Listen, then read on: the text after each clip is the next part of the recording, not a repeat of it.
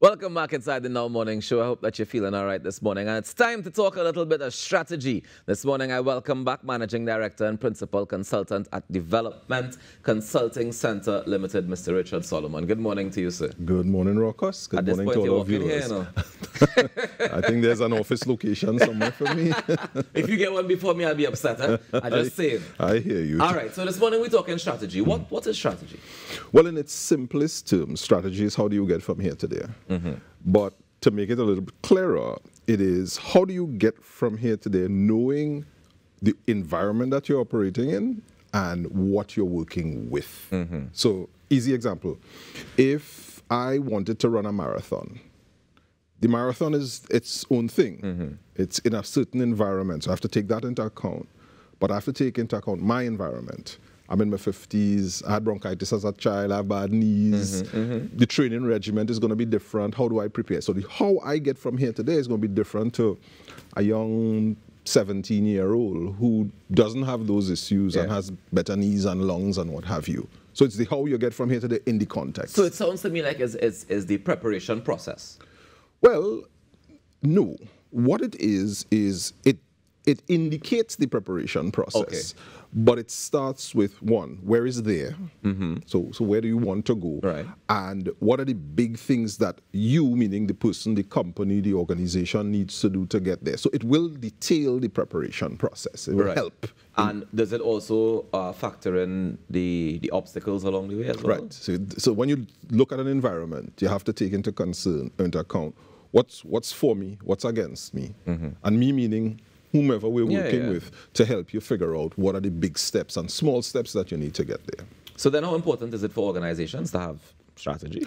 Exceedingly important. If you think about what an organization is supposed to do, it has stakeholders, customers, managers, staff, etc., community.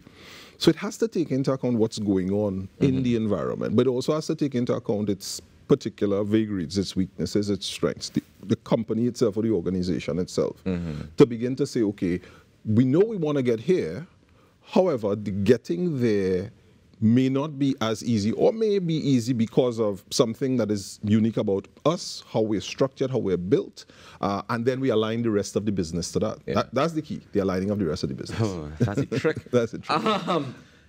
In terms of, all right, so I'm starting a new business. Right. Is there a process as to how I develop that strategy? Yeah, there are a number of processes organizations can use. Usually when people are starting, especially small businesses, that's not where they start. Usually people start with an idea, you know. But I mean, idea. Or product.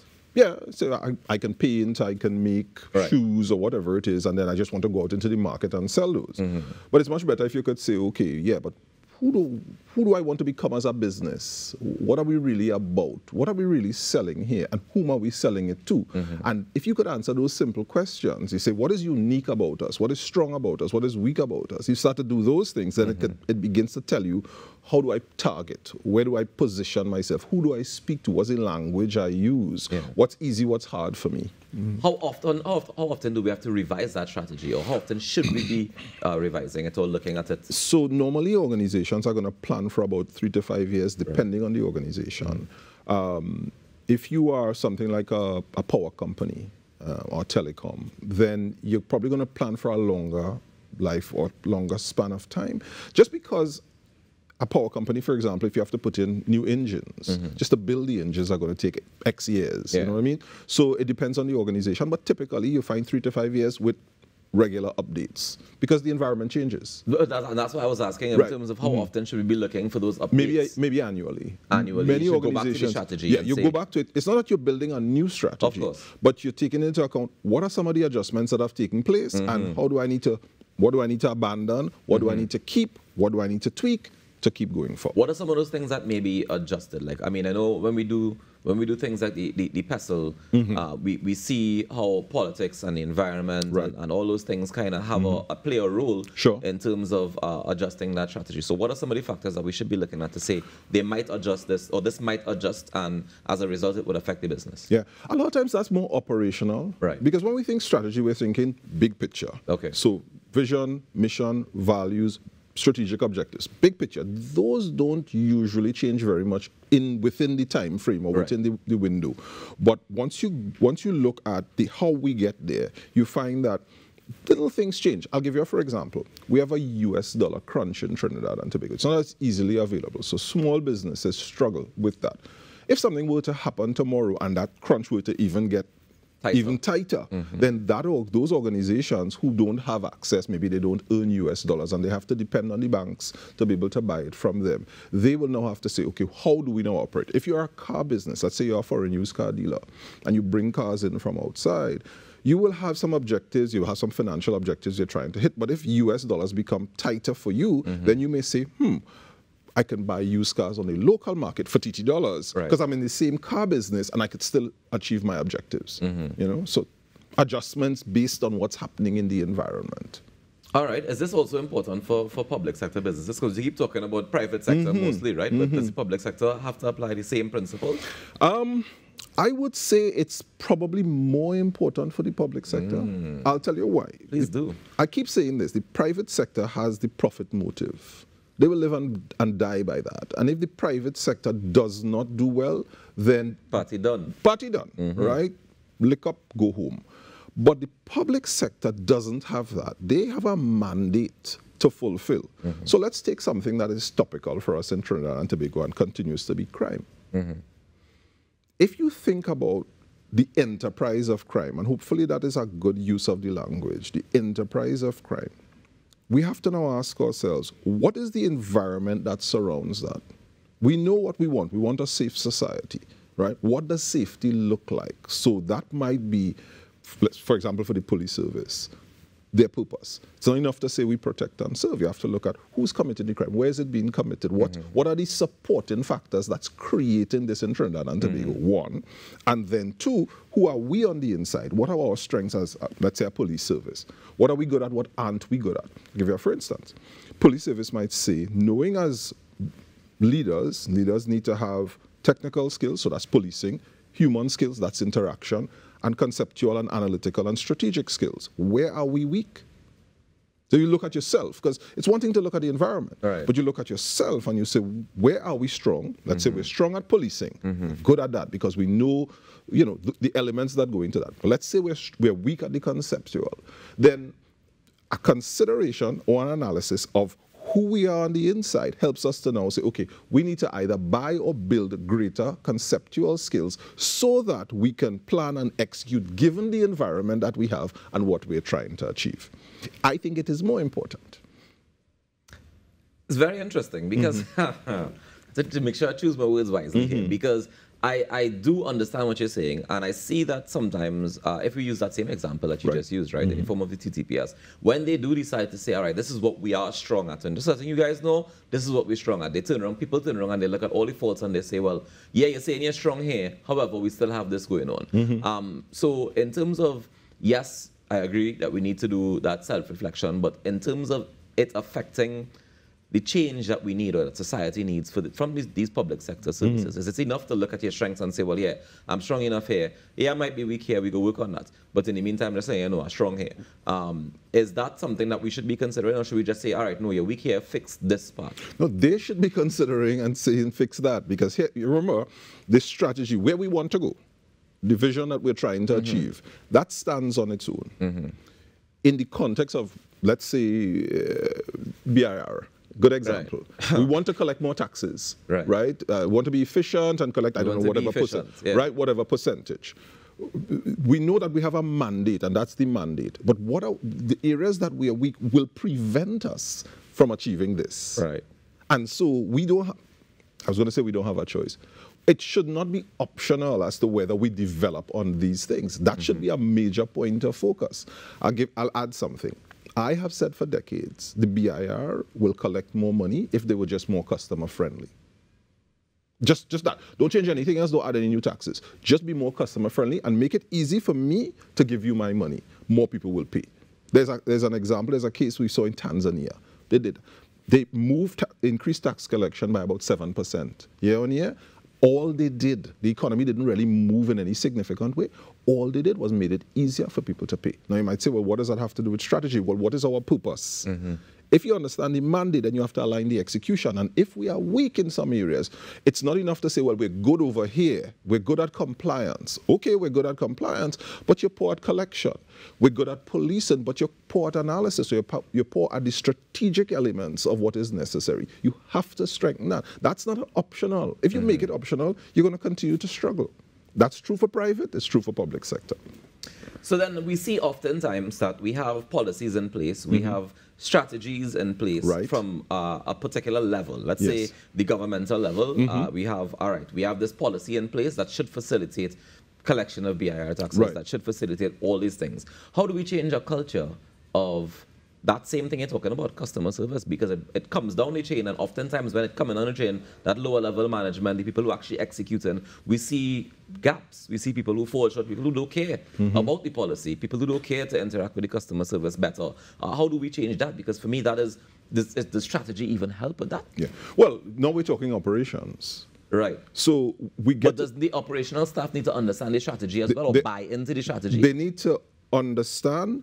Buy-in would be ideal, but if I am at the counter interfacing with the public, it's public or private sector, doesn't matter, I'm interfacing with the public, then my responsibility is right here. I need to, of course, understand how this affects the overall that the organization is trying to do. However, it's not just about understanding. If understanding were all that was required, we'd have less drunk drivers using the last interview, we'd have less jaywalking, we'd have less of these things if it was just about understanding. We can't leave it to chance. So now we're talking about, are we hiring the right people? Are we managing them? If you have a line that's sneaking out the building and people are standing for 3 to 5 hours, that's an operational issue. Right. It's not about the strategy anymore.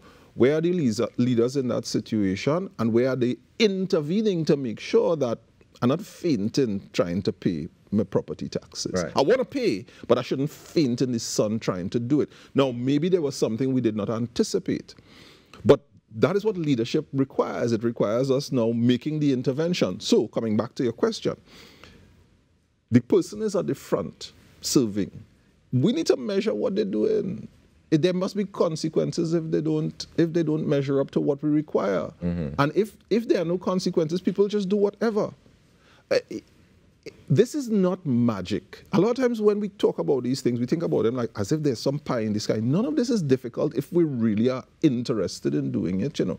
But I feel sometimes people are asleep at the wheel. I feel some people are honestly asleep at the wheel.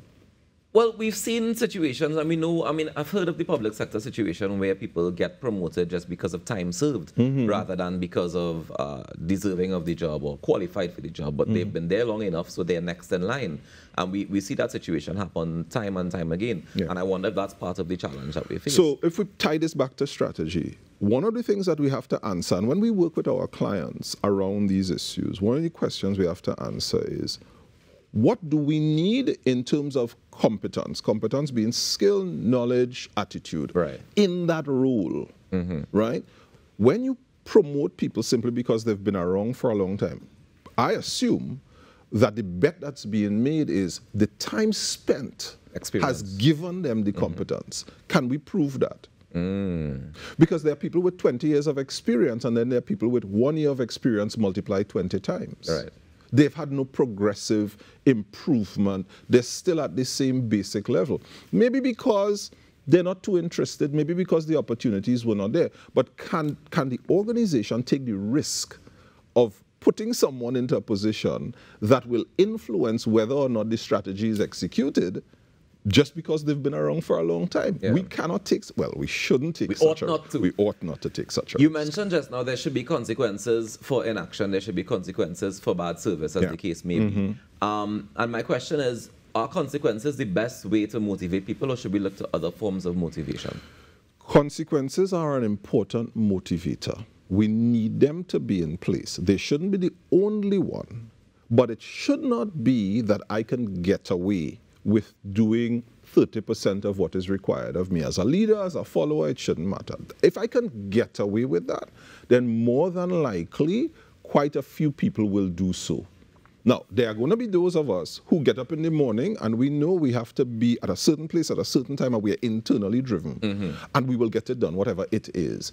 But you run the risk, if you think about what that means, it means that we'll probably be bringing people into the doors who also, they're not driven in that kind of way because of the very, it's okay, it's all right, there are no consequences. So it's not the only way, but it's important. You need consequences. So here's what I've realized over time, right? In this land, I mean, and generally in the world, I think the reward for doing great work seems to be more work. Okay, I've heard that, yes. So if it is that I'm able to say, all right, I'm meeting my quota of, I have to fill out 30 applications today, that's the agreement me and the boss make, and I get 30 applications done by 11 a.m. Right. Right? If I say that, then I turn around and I get more work to do. But if I take my time and a space of them 30 applications, because that's all is required of me, then I get the job done. Does that measure efficiency? Well, there are two things there. Before I answer the efficiency question, thing number one, if you are one of those workers, you're in the 10 to 16% who are above average, you know, you're outside of the realm of normal, and there are people like that in terms of whatever they're executing, then there should be a reward for that. A reward. There So should on be the a opposite reward. side of the consequences, we need to have rewards. There should be a reward. But that's a consequence, you know. A reward is a consequence. A consequence of me being above average is I get rewarded. Now, similarly, those people who are below the average, the 10 to 16% who are below the average, there should be a consequence. The consequence doesn't have to be a whip. It could be process. Do they understand the process? Knowledge, skill, training, coaching, performance conversations, etc. We could do those things with those people, right? You're asking the question about, is that efficiency? Yeah, measuring efficiency. Because if it is, we say, yeah, I'm supposed to do 4 interviews for the morning. Right. Right? And I do 4 interviews for the morning, but I do them all in the first hour, between 6 and 7. Yeah. I get 4 interviews done. Can I go home and say, well, all right, I did my work for the day? Depends on the nature of the work. Because some jobs are like that. Many jobs are tied to time. That's another thing. Many jobs are tied to time. So the assumption is that you need 8 hours a day to get whatever it is done, and then people are sort of stretching the work over the 8-hour period. What actually should be is that we recognize this person as a high potential. They've got capacity for more. We reward them for that, and we look at them to help them move up and build the other skills they might need. Help them to be an example to others. Is there something about how they work that we can use to help others to learn and to grow? Yeah. So, you see, that brings us back now to another conversation that we had. I mean, I think it's one of the first conversations that we had when it comes to effective leadership. Yeah. Because sometimes we see leaders who will feel threatened by that level of efficiency. Well, I mean, I like to use the Panorama finals as a good example. When you see Bugsy walking around and hitting that, Bugsy's a great tenor player, but Double seconds. But he's not playing a double second on Panorama finals night. He's not interested in that. He's interested in harmonizing. That's the job of the leader. The job of the leader is not to shine personally. Is to say, I was able to get this entire group together to produce an output, and I am preparing my successor or successors. I am not threatened at all because the head of section for the tenors or the double seconds or whatever, the crack shot, I am not threatened by that. But that isn't an ideal world, No, right? that's not an ideal world. No, because we are saying is that we do have insecure leaders. We have insecure leaders. And that's my question to you is how do I as a worker deal with that? If I shine too bright, it feels as though I'm being sorted down. So we need to help the leaders to grow. There we go. We need leaders to grow, to understand that there is no threat. I have been doing this for 20-something years, and I have never had a situation or heard of a situation where a leader helps someone to grow and then they are knocked out onto the street. I've never heard of that. Usually what happens is that person gets promoted to another place, or the leader themselves get promoted elsewhere because they're a leader maker. Yeah. And that's what we need. There needs to be a confidence in leadership, and it connects to strategy. I am not worried that I have good people under me. I'm searching for those people. You know what? I don't have to work as hard. I want them to be able to think, make good decisions. I want when there's a line that's sneaking outside, one of my people will come and say, hello, we have a line, 5 people outside 3 hours, we need to do something about this. My response would then be, what do we need to do about it? You tell me. Notice the question. I'm not running to fix it. Yeah. What do we need to do? And they should know Tell me what are your ideas? Let's find a solution. Okay, let's work this, let's work that. Get so and so together. Let's talk for 2 minutes and let's come up with something. That's what you need. Leadership doesn't have to be a scary place when it comes to things like that. The job is really to develop people. And if we get more leaders like that, we'll get more leaders coming up. Better leaders as well. Better leaders. Who can align this whole thing. All right, so after we build the strategy, we develop the strategy, what do we put in place next? We have to put the execution in place. So the question is, what do we need to execute this strategy? And the what is not just the hard assets, it's also the people, the knowledge, the skill. We worked with an organization a few years ago, this was during COVID, and they wanted something called a future skills projection. Basically, we have a strategy. What will we need in order to develop this? And 5 years down the road, what will this look like? So we spent time with the leaders and came up with this matrix of skills and attitudes and how do we grow our people so that in 5 years we are where we say we want to be, over time.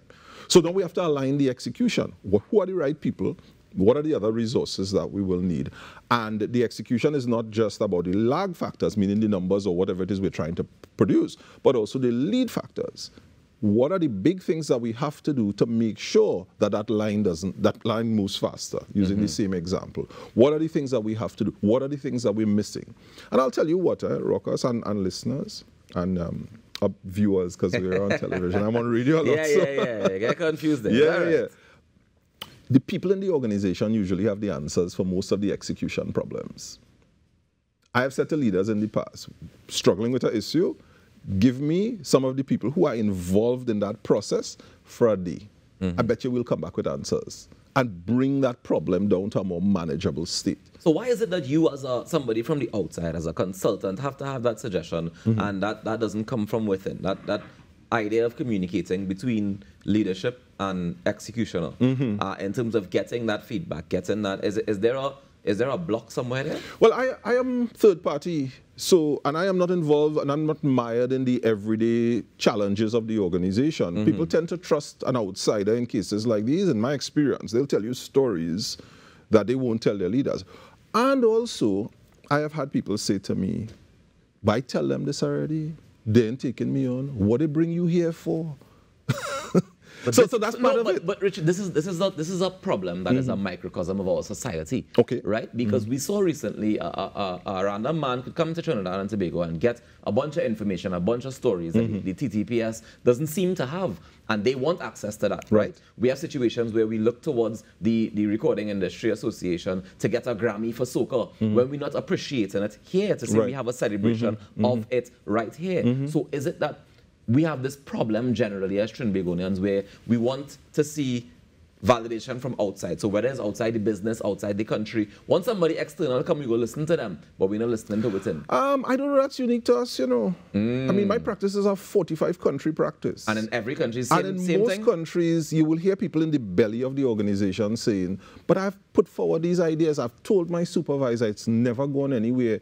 You are saying this, so I have gone into organizations, asked questions, we do our own or whatever project, put together a report, and much of it comes from within the business because the people who are doing something every day naturally, they will think about ways to do it better. And if you ask the right questions, and this is what leaders should be doing, and I've said to clients, you could do this without me, right?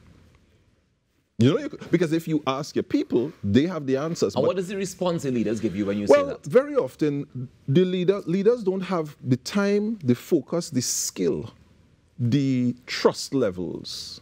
Because remember, I'm a third party. If I gather information within a business and I present that to the leadership, it is not that Tom or Rocker said this. It is the organization has said this. Right. Which, if the matters are a little bit concerning, then Rocker is protected. So that helps. Except if Rocker said it before. And then management sees anything, they say, well, look, and Rockers had said this. I remember when he said that? I've never really had a blowback like that. Okay. Yeah, usually. Because remember, if we talk to 20 people, 30 people, and you put it in language that is not specific to Rockers or Jane, then it gets presented in that way. I think the big thing here is that it's not enough for an organization to come up with what do we need to do at a high level and put it in a nice document. You have to roll that out aligned to the people who are every day doing the work. And don't assume that they're going to continue moving in the correct direction. leadership is an active sport. You have to be on the field. And how do we get them to buy into the strategy? Involve them in the first place. Yeah. When we work with organizations, what I've found is that if you involve people in developing it in the first place, they have a tendency to support the things that they are part of a creation of. And I think that's a great place for us to end it this morning. Thank you so much for joining us, Mr. Solomon. And I look forward to the next time we chat, because I feel like the next time we have to talk about execution a little bit further. That's a good idea. Let's do that. Yeah. Great. So we take a quick break and we come back with more Inside the Now Morning Show. Just chatting with the Managing Director and Principal Consultant at Development Consulting Center Limited, Mr. Richard Solomon. We'll be right back. Now's the time. Time to work it out. Time is now.